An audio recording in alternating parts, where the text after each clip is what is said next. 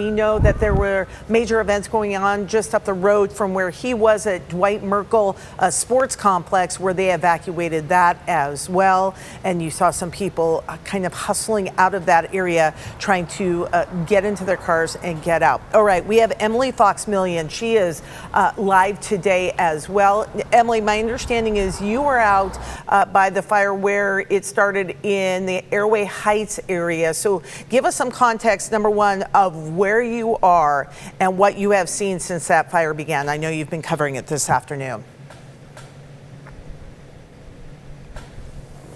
Yeah, absolutely, Laura. We're, like you said, now much closer to where this fire originally started. This is near Euclid Road and Northern Trails Road. Like you said, just northwest of Airway Heights. I want to step out of the way here and just show you the scene behind me.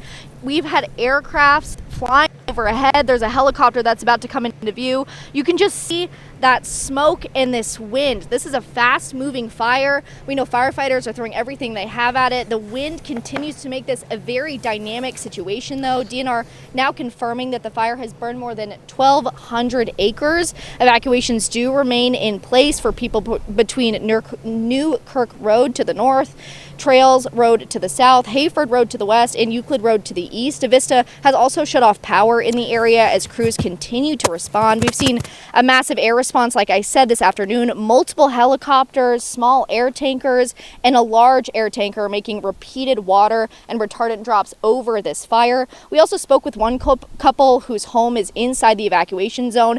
They weren't able to speak with us on camera. They said they had to leave so quickly that they weren't able to get their 2 cats out in time. So people are moving very quickly to get out of this fire. For anyone who has been displaced, the evacuation center is now open at the Spokane Falls Community College gym. And like I said, I really can't emphasize enough. I mean, you can see it, this wind that is really just complicating this fire.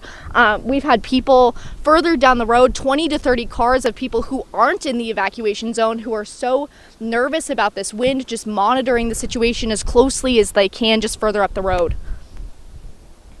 Yes, and Emily, it is dramatic looking behind you. Have you seen people leaving to go to the evacuation center at SFCC? Because obviously, like you said, they have to leave immediately, and many people don't have things on them. That is a place that they can use. Have you seen people head that way?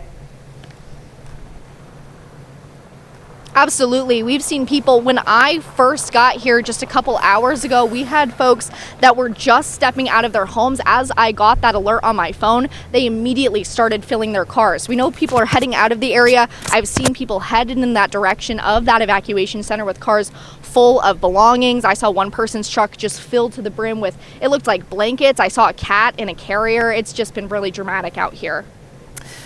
Emily Foxmillian reporting, and I know you've been on the scene today. Be very careful out there. Emily will continue to check in with you throughout the afternoon, as this is a dire situation for people in that evacuation zone. I don't know if we have a moment to take a look at that evacuation map again, because it's very, very important that people, if they haven't maybe been aware of what's happening, weren't looking outside, haven't gotten the notification, this is the evacuation map.